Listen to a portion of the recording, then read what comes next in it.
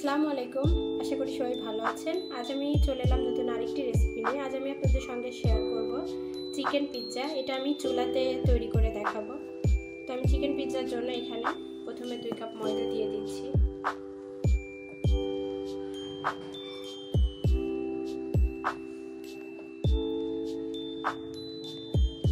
আমি এখানে মেজারমেন্ট কাপের 2 কাপ ময়দা নিয়ে নিয়েছি। এরপর আমি দিয়ে দিব 1 টেবিল চামচ ইস্ট। এরপরে দিয়ে দিব স্বাদ মতো লবণ, 2 টেবিল চামচ চিনি,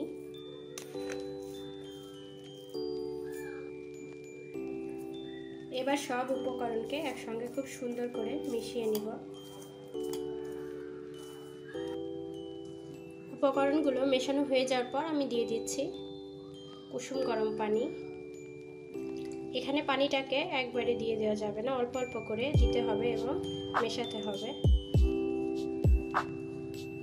একটা ডো তৈরির জন্য এখানে যতটুকু পরিমাণ পানি লাগবে সেই পরিমাণ পানি এখানে দিতে হবে।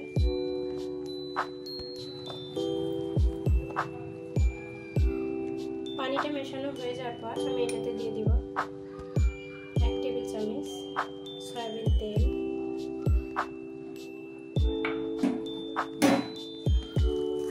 তেলটাকে খুব সুন্দর করে মিশিয়ে নিব।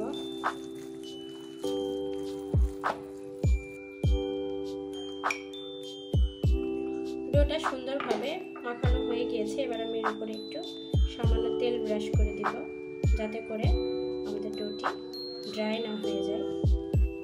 তেল ব্রাশের পর এটা একটি ঢাকনা দিয়ে সুন্দর করে ঢেকে দিব। ঢাকনাটি দেওয়ার কারণ এটাই, যাতে এটাতে বাতাস প্রবেশ করতে না পারে, কারণ বাতাস প্রবেশ করলে ডোটা ফুলবে না। এবার এটাকে আমরা 1 ঘন্টার জন্য রেস্টে রেখে দিব। ফিরে এলাম 1 ঘন্টা পর। মাশাআল্লাহ, খুব সুন্দরভাবে আমাদের ডোটা ফুলে গিয়েছে, দেখুন।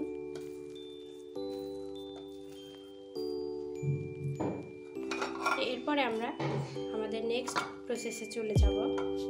আমি এখানে চুলায় একটি প্যান নিয়ে নিয়েছি। আমি এটাকে গরম করে তেল দিয়ে দিব। সামান্য তেল দিয়ে কিছু চিকেন দিয়ে দিব। এখানে মুরগির হাড় ছাড়া মাংসটা নিয়ে নিয়েছি। এবার আমি এটাকে গোলমরিচের গুঁড়া দিয়ে দিব। আমি সাদা গোলমরিচের গুঁড়াটাই দিয়ে দিচ্ছি। আপনারা চাইলে কালো গোলমরিচের গুঁড়াটা ব্যবহার করতে পারেন। কালারটাকে একটু সুন্দর করার জন্য আমি এখানে সামান্য পরিমাণ হলুদ গুঁড়া দিয়ে দিচ্ছি।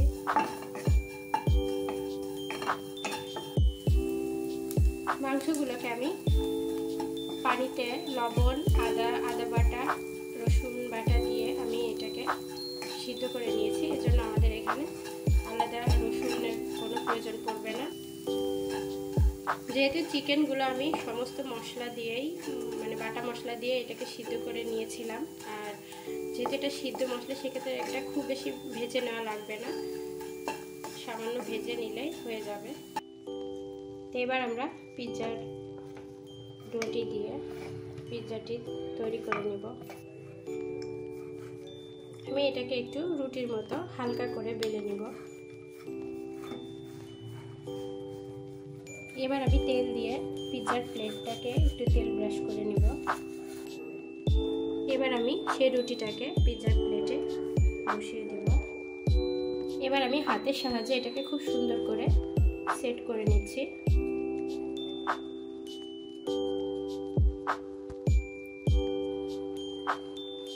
পিৎজার এই সাইডটা আঙুল দিয়ে এইভাবে একটু উঁচু করে নিতে হবে, তাহলে দেখতে সুন্দর লাগবে। এটা খুব সুন্দরভাবে সেট করা হয়ে গিয়েছে, দেখুন। এবার একটি কাঁটা চামচের সাহায্যে এটাকে আমি একটু এভাবে কেচে নিব।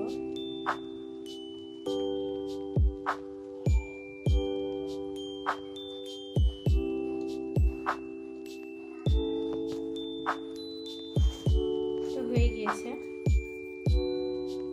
এবার আমি এটাতে দিয়ে দেব পিৎজা সস।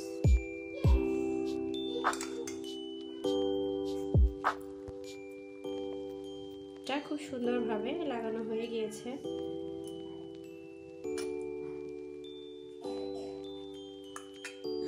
এবার আমরা এটাতে দিয়ে দিব সেই চিকেনের টুকরোগুলো। চিকেনগুলো দিয়ে দেওয়ার পর আমি এখানে কিছু ক্যাপসিকাম দিয়ে দিচ্ছি।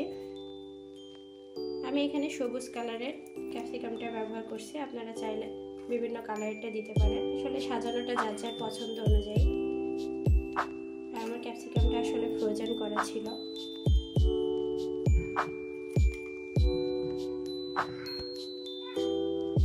পিৎজাটাকে আর একটু সুন্দর করার জন্য আমি এখানে কিছু পেঁয়াজ রিং রিং করে কেটে নিয়েছি।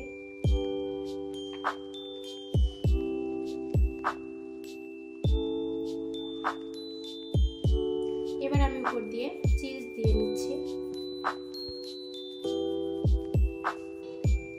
চিজ দেওয়াটা আসলে যার যার নিজের পছন্দের উপর।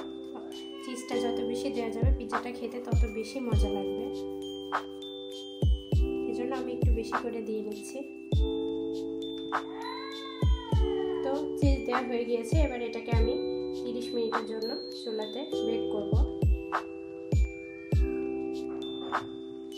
পিৎজাটি বেক করার জন্য আমি এখানে চুলাতে একটি বড় কড়াই বসিয়ে নিয়েছি। কড়াইয়ের মধ্যে আমি একটি কাগজ বিছিয়ে দিয়ে একটা স্ট্যান্ড দিয়ে নিয়েছি, আর এটাকে আমি একটু ফ্রি হিট করে নিয়েছি একটু। এবার আমি প্লেটটা বসিয়ে দিব। এবার আমি এটাকে একটি ঢাকনা দিয়ে ঢেকে নিব। আমি এখানে ঢাকনাটার ছিদ্রটা আমি একটু কাগজ দিয়ে এটা আটকে দিয়েছি, যাতে এর মধ্যে বাতাস না প্রবেশ করতে পারে। পিৎজাটিকে আমি 30 মিনিট বেক করেছি। আমি একদমই চুলার আঁচটা একদম লো হিটে দিয়ে আমি এটাকে 30 মিনিট বেক করেছি। এখন আমরা দেখব পিৎজাটি কেমন হয়েছে। মাশাআল্লাহ, দেখুন পিৎজাটি একদম ফুলে গিয়েছে আর কতটা পারফেক্ট হয়েছে দেখুন।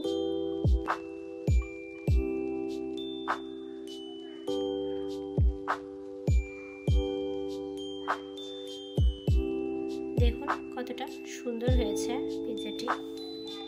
আপনাদের সুবিধার্থে আমি একটু পিৎজাটা কেটে দেখাই।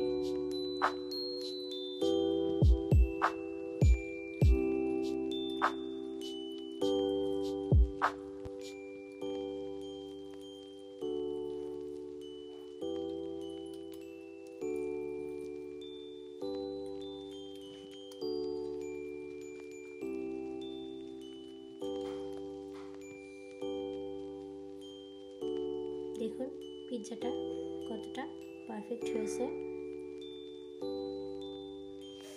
তো আশা করব আমার রেসিপিটি আপনাদের ভালো লেগেছে। যদি ভালো লেগে থাকে অবশ্যই লাইক কমেন্ট শেয়ার দিতে ভুলবেন না।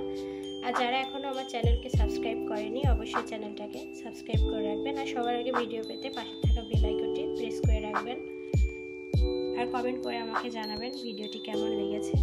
আর অবশ্যই রেসিপিটি দেখে বাসায় ট্রাই করে দেখবেন। ইনশাআল্লাহ আপনাদেরটাও একদম পারফেক্ট হবে।